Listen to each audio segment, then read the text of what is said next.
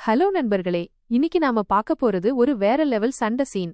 ஆஸ்டிலிட்டிக்கும் ஜியூவுக்கும் நடுவுல நடக்கிற இந்த ஃபைட் இருக்கே, ரெண்டு பேருமே பயங்கர பவர்ஃபுல். சொல்லப்போனா ரொம்ப நாளா இந்த சண்டை போயிட்டு இருக்கு. ஆனா இப்ப இருக்கிற சிச்சுவேஷன்ல ஆஸ்டிலிட்டிக்கு கொஞ்சம் டயர்டாகிட்ட மாதிரி தெரியுது.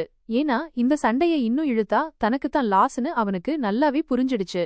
அதனால எப்படியாவது இந்த பேட்டில சீக்கிரம் முடிக்கணும்னு தன்னோட கடைசி அஸ்திரத்தை எடுக்க போறான். பாருங்க, அவன் தன்னோட ஸ்பிரிச்சுவல் எனர்ஜிய ஃபுல்லா திரட்ட ஆரம்பிச்சிட்டான். கிட்டத்தட்ட 9 மில்லியன் கிட்ட ரீச் ஆகிடுச்சு அந்த எனர்ஜி. அது மட்டும் இல்லாம இன்னும் நிறைய எனர்ஜிய ஒரு ஆள் நடமாட்டம் இல்லாத இடத்துல ரிஃப்ளெக்ட் பண்றான். அந்த பவர்ஃபுல் எனர்ஜி போய் மோதின இடத்துல ஒரு பெரிய பூகம்பமே வந்துடுச்சு. 7.5 மேக்னிடியூட்லாம் சும்மா இல்லீங்க, சிட்டி முழுக்க அதை ஃபீல் பண்ண முடிஞ்சுது. இந்த அட்டாக் பார்த்துட்டு ஃபெடரேஷனே ஆடி போயிட்டாங்க. அந்த டெமோனிக் ட்ரீ இல்லனா அவங்க எப்போதோ காலி. வாஷியா சிட்டி மட்டும் இல்ல, ஃபெடரேஷனுக்கே ஆபத்து வந்துடுச்சு. அதனால ஃபெடரேஷனோட ஆபீசர்ஸ்க்கு ஒரு கமெண்ட் கொடுக்கறாரு. என்னன்னா, ஜியூ தோத்துட்டா அவங்க உடனே ஸ்பிரிச்சுவல் மிசைல லான்ச் பண்ணணும். மிஸ் பண்ணிட்டா அன்னிஹிலேஷன் கன்ஃபார்ம். அதே நேரத்துல நம்ம ஜியூவும் யோசிச்சுட்டு இருக்கான். ஆஸ்டிலிட்டிய போல ஒரு பீஸ்ட அவன் இதுவரைக்கும் பார்த்ததே இல்லையாம்.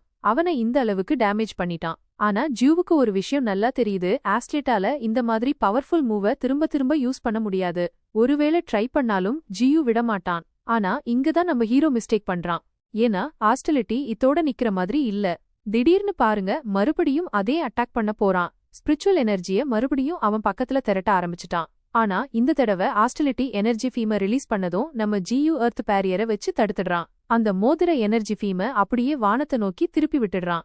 சரி, இவ்ளோ பண்ணியும் ஜியூ ஆஸ்டிலிட்டிய ஸ்டாப் பண்ணிட்டானா? Absolutely not. எனர்ஜி பீமுக்கு அப்புறம் ஆஸ்டிலிட்டி மல்டிபிள் ஈவால்வ் ஆன ஷேடோ பீஸ்ட ரிலீஸ் பண்ண ஆரம்பிச்சிட்டான். ஒன்னா கிரியேட் பண்றான். இந்த ஷேடோ பீஸ்ட்லாம் ஆஸ்டிலிட்டிக்கு ரொம்ப லாயலானவங்க. பிறந்ததும் நேரா ஜியூவை கொல்ல போறாங்க. ஆனா உதவி ஆஸ்டிலிட்டிக்கு மட்டும் இல்ல, ஜியூவுக்கும் வருது பாருங்க. சவுலிங் வேற லெவல்ல ஒரு மின்னல் வேகத்துல அங்க வந்து இறங்குறா. அவளோட ஃபிளேமிங் ஸ்வாடால அந்த ஷேடோ பீஸ்ட் மேல சரமாரியா வெட்ட ஆரம்பிச்சிட்டா. அட்டாக் வேற லெவல்ல இருக்கு, அந்த ஏரியா முழுக்க எரியுது. ஆனா சவுலிங்கோட ஸ்வாடு அவளோட பவரை தாங்க முடியாம ரெண்டா உடைஞ்சு போயிடுச்சு. இந்த சீனை பார்த்து சவுலிங் மட்டும் இல்ல, அந்த சிட்டிசன்ஸ்லாம் ஷாக் ஆகிட்டாங்க. லைவ்ல பாத்துட்டு இருந்தவங்க ஒரு சின்ன ஹோப் அவங்க கிட்ட பாக்க ஆரம்பிச்சிட்டாங்க. சவுலிங் ஜியூ கிட்ட வந்து ஒரு நியூஸ் சொல்றா. என்னன்னா, அவங்க சீக்கிரமா எல்லாத்தையும் முடிச்சாகணும். ஏன்னா ஃபெடரேஷன் வாஷியா சிட்டில ஒரு மிசைல லான்ச் பண்ண போறாங்களாம். சவுலிங் நினைச்சா ஜியூ இந்த நியூஸை கேட்டு பயப்படுவான், பதறுவான்னு. ஆனா நம்ம ஹீரோ கூலா இருக்கான். கொஞ்ச நேரம் யோசிச்சுட்டு ஃபெடரேஷன் கிட்ட பேச ஒரு ஐடியா சொல்றான். சைலண்டா யோசிச்சதுல இருந்து தெரியுது, ஜியூவோட மைண்ட்ல ஏதோ ஒரு பெரிய பிளான் இருக்குன்னு. சவுலிங் மூலமா ஜியூவுக்கும் ஃபெடரேஷனுக்கும் கனெக்ஷன் எஸ்டாப்ளிஷ் ஆனதும் ஜியூ ஃபெடரேஷனுக்கு ஒரு சஜஷன் கொடுக்கறான். என்னன்னா, அவனால தனியாவோ இல்ல ஃபெடரேஷனால தனியாவோ ஆஸ்டிலிட்டிய ஜெயிக்க முடியாது. அதனால அவனை ஜெயிக்க ஃபெடரேஷனோட ஹெல்ப் வேணும். ஆனா என்ன ஹெல்ப், எப்படிப்பட்ட ஹெல்ப்னு நமக்கு போக போகத்தான் தெரியும். இன்னொரு பக்கம் சவுலிங் தனியா ஆஸ்டிலிட்டி கிட்ட போராடிட்டு இருக்கா. தன்னோட ஃபிளேம் பட்டர்ஃபிளைஸ வச்சு அவன் மேல அட்டாக் பண்ணிட்டே இருக்கா. ஆனா அதனால ஆஸ்டிலிட்டிக்கு பெரிய டேமேஜ் எதுவும் இல்ல. சவுலிங் தன்னோட ஃபிளேம் ஃபேரி ஃபார்ம் கூட எடுக்கிறா. ஆனாலும் ஆஸ்டிலிட்டி முன்னாடி அவ பவர் கம்மியாத்தான் தெரியறா. இந்த பேட்டிலால சவுலிங் ஒரு விஷயம் நல்லா புரிஞ்சிடுச்சு. ஆஸ்டிலிட்டி ரொம்ப பவர்ஃபுல், அவ முன்னாடி அவளால ரொம்ப நேராது. அதனால சவுலிங் அவனை எப்படியாவது டைவர்ட் பண்ணி வச்சிட்டு இருக்கா. அப்போதான் ஜியூவுக்கு ஏதாவது பண்ண டைம் கிடைக்கும், அவனோட பிளான மூவ் பண்ண முடியும்.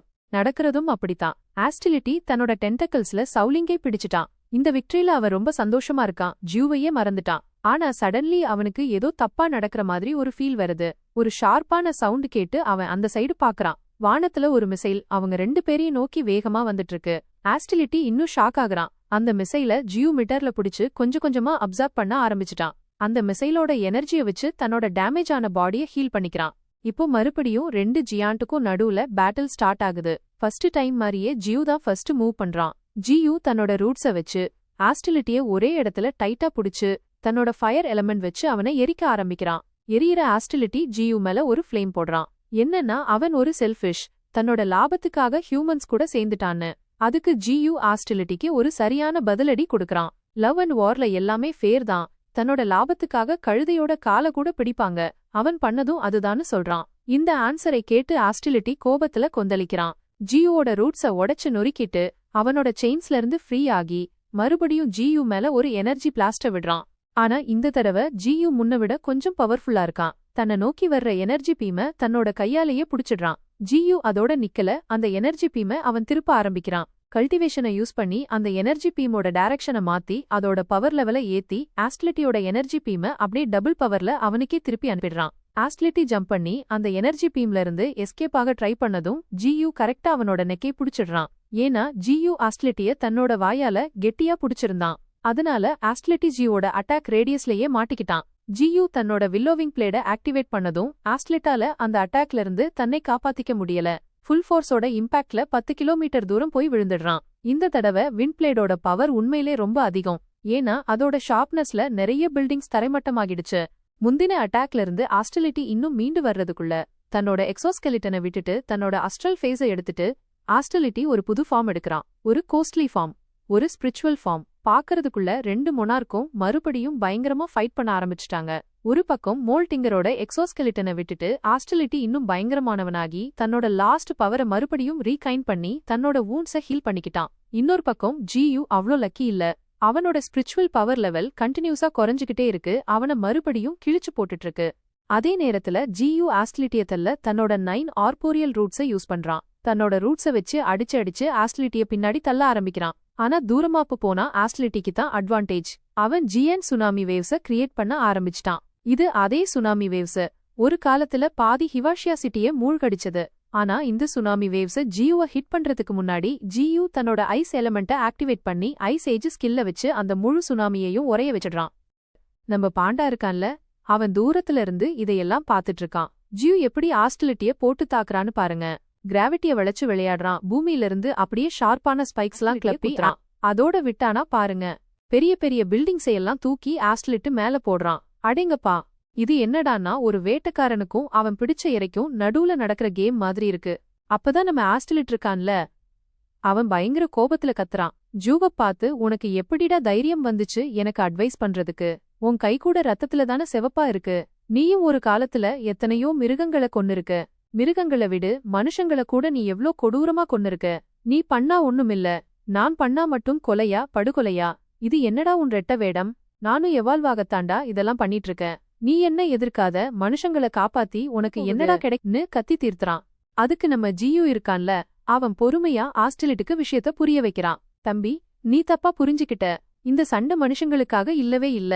நான் இதெல்லாம் என் குடும்பத்துக்காக பண்ணிட்டு இருக்கேன். அவங்களுக்கு கொடுத்த வாக்குறுதிய காப்பாத்துறதுக்காகத்தான் இந்த ஃபைடுன்னு சொல்றான். இதை கேட்டு நம்ம பாண்டா இருக்கான்ல, அவன் அப்படியே எமோஷனல் ஆயிடுறான். கண்ணுல இருந்து தண்ணி வந்துருச்சு அவனுக்கு. ஆனா அந்த ஆஸ்டிலிட் இருக்கான்ல, அவன் இதை கேட்டு சிரிக்கிறான். அவன் பயங்கர பவர்ஃபுல்லான பீஸ்ட் தான். அவனுக்கு நிறைய மினியன்ஸ்லாம் கூட இருக்காங்க. ஆனா அவன் அவங்கள எப்பவுமே குடும்பமா நினைச்சதில்ல. அவனுக்கு ஃபேமிலினா என்ன, ரெஸ்பான்சிபிலிட்டினா என்ன, எமோஷன்னா என்னன்னு எதுவுமே தெரியாது. அதனாலதான் ஜியூ சொல்றது அவனுக்கு புரியல. அவன் மறுபடியும் தன்னோட எனர்ஜிய ஃபோக்கஸ் பண்ணி ஒரு பெரிய டெஸ்ட்ரக்டிவ் எனர்ஜி பால் உருவாக்குறான். அந்த பால் எவ்ளோ பவர்ஃபுல்லா இருக்குன்னா அதோட பிரசன்ஸ்லயே பயங்கர பிரஷர் கிரியேட் ஆகுது. அந்த பிரஷர்ல தூரத்துல பறக்கிற ஹெலிகாப்டரே ஆட்டம் காணுது. ஆஸ்டிலிட்டு அந்த எனர்ஜி பால ஜியூஸ் லான்ச் பண்ணதும் பயங்கரமான எக்ஸ்ப்ளோஷன் நடக்குது. ஹுவாஷா சிட்டி முழுக்க புயல் அடிக்குது. அந்த வெடி விபத்துல ஜியூவோட ஃபர்ஸ்ட் பீஸ்ட் நைன்டெயில் ஃபாக்ஸ் அலர்ட் ஆகி மத்த எல்லா பீஸ்டையும் ஒரு சேஃபான இடத்துக்கு கொண்டு போயிடுது. ஆனா என்னன்னு பாருங்க, ரிப்போர்ட்டர்ஸ்லாம் இந்த ஃபைட்ட எங்கிருந்தோ ரெக்கார்ட் பண்ணி லைவ் டெலிகாஸ்ட் பண்ணிட்டு இருக்காங்க. அதனால உலகம் பூரா இந்த சண்டைய பாத்துட்டு இருக்காங்க. எல்லாரும் ஜியூ ஜெயிப்பான்னு வெயிட் பண்ணிட்டு இருக்காங்க. இன்னொரு பக்கம் நம்ம ஜியூ இருக்கான்ல, அவன் தன்னை பண்ணிக்கிட்டு அந்த எனர்ஜி பால தடுக்க ட்ரை பண்ணிட்டு இருக்கான். அந்த எனர்ஜி பால் அவ்ளோ டேஞ்சரஸா இருக்குன்னா அப்பதான் ஒரு ட்விஸ்ட் வருது. ஆஸ்டிலிட்டு திடீர்னு ஒரு மரத்தை பார்த்து டென்ஷன் ஆகிடுறான். நான் எவ்வளவோ பெரிய பீஸ்டை எல்லாம் ஜெயிச்சிருக்கேன். இந்த சின்ன மரம் என்ன இவ்வளவு டார்ச்சர் பண்ணுது? இது ஏன் இவ்வளவு பிடிவாதமா இருக்குன்னு யோசிக்கிறான். சண்டைக்கு நடுவுல ஜியூ அவனோட நெக்ஸ்ட் மூவ போடுறான். அவனோட ஹார்ட் ஒரு செகண்ட் அப்படியே நின்னுடுது. அந்த டைம்ல ஆஸ்டிலிட்டி டைம் எஃபெக்ட்ல ஒரு டிஃபென்ஸ்லெஸ் பொம்மை மாதிரி ஆகிடுறான். இந்த கொஞ்ச நேரம் ஜியூக்கு ஆஸ்டிலிட்டிய ஜெயிக்க போதுமானதா இருந்துச்சு. ஜியூ உடனே அவனோட 9 ஆர்போரியல் ரூட்ஸ ஆக்டிவேட் பண்ணி சரமாரியா பஞ்ச் பண்ணி ஆஸ்டிலிட்டிய போட்டு தாக்குறான். அவன் அதோட நிறுத்தல எர்த் எலிமெண்ட்டை யூஸ் பண்ணி கிராவிட்டியை தூக்கி போடுறான். அவனை செதைச்சு விளையாடுறான். அப்புறம் என்ன ஆச்சுன்னு பாருங்க. அந்த செகண்ட்ல ஜியூ அவனோட ஸ்பெஷல் பவரை யூஸ் பண்றான். ஃபயர் எலிமெண்ட்டை யூஸ் பண்ணி ஆஸ்டிலிட்டிய அப்படியே கருக வைக்கிறான். அப்புறம் ஐஸ் வச்சு உறைய வைக்கிறான். சண்டைக்கு நடுவுல ஒரு டைம்ல சிஸ்டம் அவனுக்கு ஒரு நோட்டிபிகேஷன் கொடுக்குது. எனிமியோட வைட்டல்ஸ் எல்லாம் ஸ்டாப் ஆயிடுச்சுன்னு. அதாவது ஆஸ்டிலிட்டு செத்துட்டான். ஆமா ஃப்ரெண்ட்ஸ், டைம் ரிசியூம் ஆனதும் ஆஸ்டிலிட்டு உண்மையிலேயே செத்துட்டான். அவனோட பாடி எல்லாம் சிதறி போயிருச்சு. அங்க நம்ம பாண்டாவும் வந்து சேர்ந்துட்டான். ஜியூவ பார்த்து அவனுக்கு ஒரே சந்தோஷம். 2 மாசமா நடந்த ஒரு பெரிய சண்டை கடைசியா முடிவுக்கு வந்துருச்சு. அந்த சண்டையில சிட்டி நிறைய டேமேஜ் ஆயிடுச்சு. அப்படித்தான் இருக்கும். 2 மாசம் சண்டை நடந்தா சும்மாவா இருக்கும். மெல்ல மெல்ல மனுஷங்க வர ஆரம்பிச்சிட்டாங்க. ஷாவ் ஐன்னு ஒரு பொண்ணு இருந்தா. அவ ரொம்ப தைரியமான பொண்ணு. தன்னை பத்தி யோசிக்காம மத்தவங்கள பத்தி முதல்ல யோசிப்பா. அந்த நல்ல குணத்தினால சிவிலியன்ஸ காப்பாத்த கிங் ஜாவோவோட பாதுகாப்பு வளையத்தை விட்டு வெளியே போயிட்டா. அங்க ஒரு ஷாடோ பீஸ்ட் அவள கொன்னுடுச்சு. நம்ம நைன் டெயில் ஃபாக்ஸ் இருக்கா இல்லையா, அவ பாண்டா கிட்ட சாரி கேக்குறா, ஷாவைய காப்பாத்த முடியலன்னு. ஆனா அவங்க ஷாவையோட ஞாபகார்த்தமா அவளுக்காக ஒரு கல்லறை கட்டிட்டாங்க. மனுஷங்க அவளை எப்பவும் ஞாபகம் வச்சுக்கணும்னு.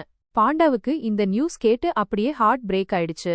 அவன் யார மீட் பண்ண இந்த சிட்டிக்கு வந்தானோ, யாருக்காக அவன் ஆஸ்டிலிட் மாதிரி ஒரு பயங்கரமான பீஸ்டோட சண்டை போட்டானோ, யாருக்காக அவன் இவ்ளோ மாறினானோ, அந்த பொண்ணு இப்போ இந்த உலகத்திலேயே இல்ல.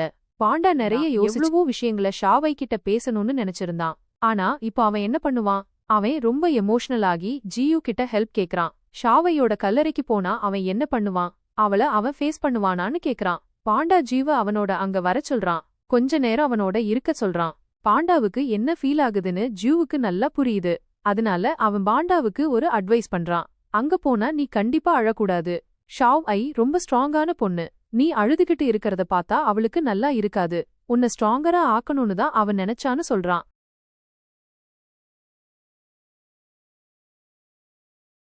பாண்டா அந்த கல்லறை கிட்ட போனதும் பாக்குறான். கல்லறை ரொம்ப அழகா இருக்கு. கல்லறையில கிறிஸ்டல்ஸ்லாம் மின்னுது. சுத்தி பூவெல்லாம் வச்சு அலங்கரிச்சிருக்காங்க. இதையெல்லாம் பார்த்ததும் பாண்டாவுக்கு புரிஞ்சிடுது. அவனோட ஃபேமிலி, அவனோட பிரதர்ஸ் அவனை எவ்ளோ இம்பார்ட்டன்ட்டா நினைக்கிறாங்கன்னு, அவனோட ஃப்ரெண்ட கூட அவங்க எவ்ளோ இம்பார்ட்டன்ஸா ட்ரீட் பண்றாங்கன்னு. கல்லறை முன்னாடி நின்னுக்கிட்டு பாண்டா ஷாவை கிட்ட பேச ஆரம்பிக்கிறான். பாரு, நான் முன்ன மாதிரி வீக்கா இல்ல. நான் இப்போ ஸ்ட்ராங்கர் ஆயிட்டேன். ஆனா உன்னை நான் இப்படி மீட் பண்ண விரும்பல. நான் என்னோட ப்ராமிஸ நிறைவேத்திட்டேன். ஆனா நீ ரொம்ப செல்ஃபிஷா நடந்துகிட்ட. நீ எப்படி என்ன இப்படி விட்டுட்டு போகலாம்? நான் ப்ராமிஸ் பண்ணிருக்கேன். நான் அழமாட்டேன்னு சொல்றான். இன்னொரு பக்கம் ஃபெடரேஷன் இருக்காங்களே, அவங்க இப்போ ஜூவ ஒரு டெரரிஸ்ட்னு முத்திர குத்திட்டாங்க. அவன் இல்லீகலா ஒரு ஏரியாவை ஆக்கிரமிச்சு வச்சிருக்கான்னு சொல்றாங்க. என்ன ஃப்ரெண்ட்ஸ், கதை ரொம்ப இன்ட்ரெஸ்டிங்கா போகுதுல்ல. பாண்டாவோட சோகம், ஃபெடரேஷனோட அடுத்த மூவ் என்னவா இருக்கும்னு வெயிட் பண்ணி பாப்போம்.